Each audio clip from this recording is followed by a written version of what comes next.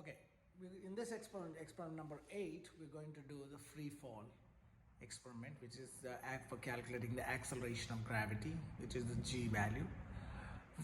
Before we go further, what is a free fall? A free fall is when an object is falling to the ground by the influence of gravity. That type of fall is called as a free fall. So in earlier experiment, we let the ball roll down the ramp. As it is going down the ramp, the gravity was pulling the ball. That's why the velocity of the ball was increasing. So, since the ball was supported by the ramp, we cannot calculate exactly how much acceleration the gravity is pulling the ball. So in that situation, we cannot calculate the g value. So in order to calculate the g value, we need to do the experiment using the free fall method. And so in that free fall, so this is the equation for free fall equation. So if I want to get g, where d is the distance of the fall, g is the acceleration due to gravity, and t is the time it takes to cover that distance. So how did we get this equation? So if you see this equation, d is equal to 1/2 t square. This is the equation for a horizontal motion. When you accelerate your car for a certain time, your car moves to a certain distance. So if you want to calculate the distance the car moved, you need to know the two things. One is a, acceleration, and t, which is the time. When you plug those values in this equation, you get the calculate the d. But if I want to calculate, but this equation is replaced with g for a free fall, where a is replaced with g. When I replace a with g, this is the equation. D is equal to 1/2 gt square. This is the equation for a free fall, where d is the height of the fall, g is the acceleration due to gravity, and t is the time it takes to hit the ground. So if I want to rearrange this equation in order to get g, what I do, I take this 2, take it to the numerator, so it becomes 2d is equal to gt square. And when you rearrange for g, it will become 2d over t square. So if I want to calculate the acceleration due to gravity, I need to know two things. One is the distance or the height of the fall, and the time it takes to touch the ground. So this is the equation. This is the equation we're going to use for the free fall.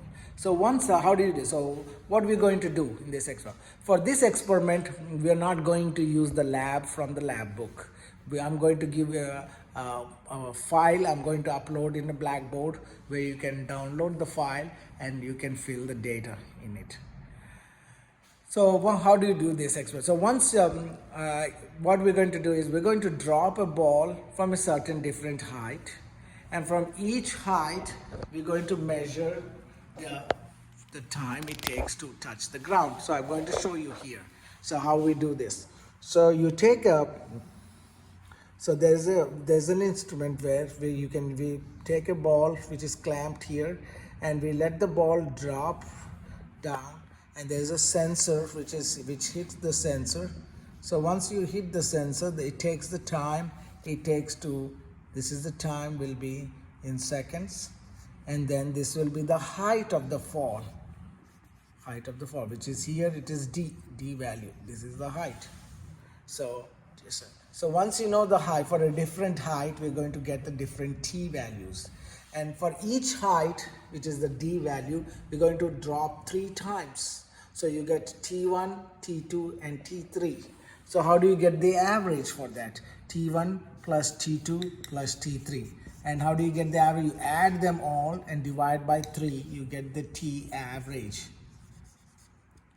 And with this T average is nothing but the T square. When you do the square of that, and whatever values you get for the square, you're going to use those values to plot the graph with twice the distance of the drop.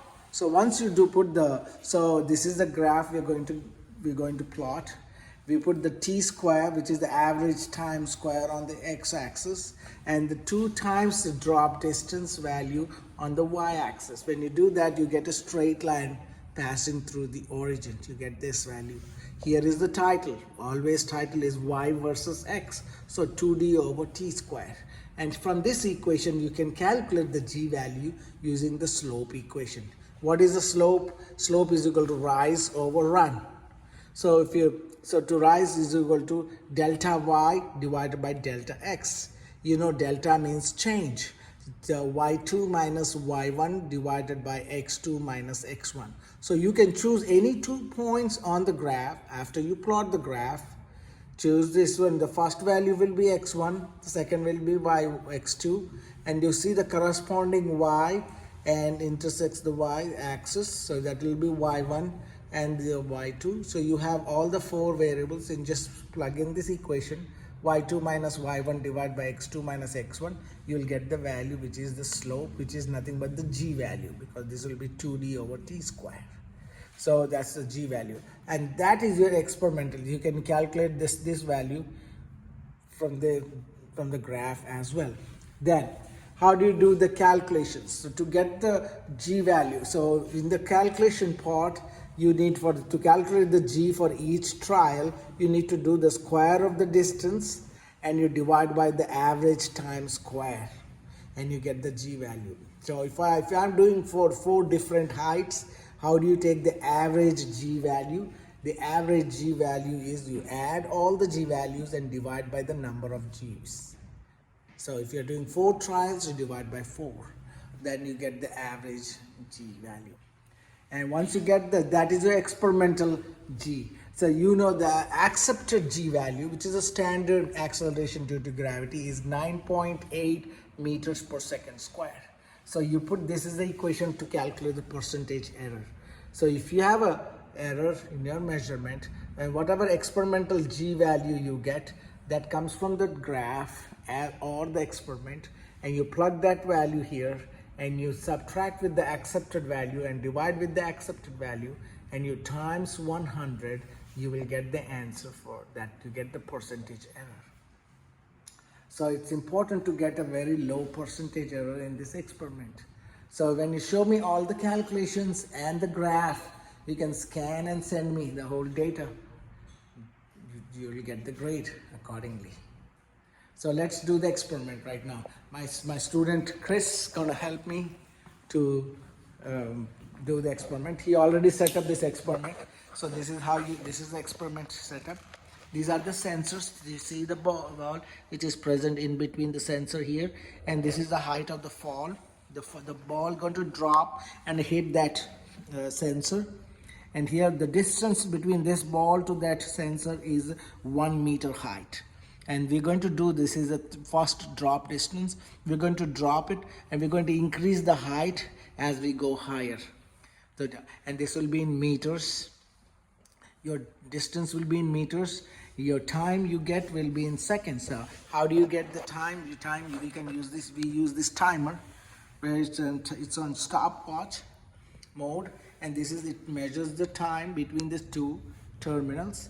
And let's Chris is going to start first. Okay, we're going to do 3 drop distances. We're going to do the experiment 3 times from the same drop distance. So you get T1, T2, and T3. So you're going to take the average T values. Okay, so Chris, you want to go and start, and you see. Let's see how we should get the data. Okay, now you see the time. So it took 0.4439 seconds. So if I round up to two decimals, it will be 0.44 seconds. So that's the value, 0.44 seconds. Okay, now let's do the second one. 4 seconds. Okay, now you're going to do the second drop distance, second time. Okay, hang on. So before we go further, you will make sure that you reset this stopwatch again to a start mode, and then we're going to drop it second time. Okay, so this time there was an error in that, so this value, so he's going to repeat again one more time. So you want to make sure that it hits the ground and the sensor is right underneath it. So hang on, so Make sure that this is always to 0 time. And let's drop one more time. Okay, you see the time? So this time you got again 0.45 seconds. So your second trial is 0.45. The first one was 0.44. The second one is 0.45 seconds.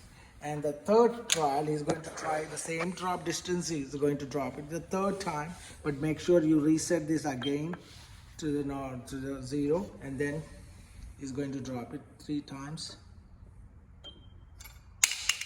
So there was an error again. So we're going to drop. He's going to drop again one more time. So he's going to drop one more time. So we're getting. So this experiment usually have some. You get error. So yeah, this is the third time. So he got the third time. He got again 0.45 seconds. So he got the same. So you see 0.45 seconds. So you got. So he got the data. Is 3 different draw heights. If you see I just wrote here. So I got the first trial. He got 0.44, 0.45, 0.45, and I'm going to take the average. That's your average T. And you square the value of the T, you get the T square. And you know the distance. The distance is the distance between this point to the sensor at the base is 1 meter. So your D is equal to 1 meter. So you do twice the distance, which is 2 meters, 2D. And when you divide this 2D with the T square, which is the average square of the average time for each drop distance, and you divide with 2D over T square, you will get the G value. So you have to show me the calculations for all the 4 trials. We're going to do for 4 different heights. So we're going to change the height to get the different distances, and we'll get the G value. And once you got the 4 different G values for 4 different heights, how do you take the average? You add all the G values and divide by number of heights. You get the average G, which is the experimental G. And once you got the experimental G value, we're going to then you're going to plot the graph, and you can also show me the slope, also the G value from the graph as well.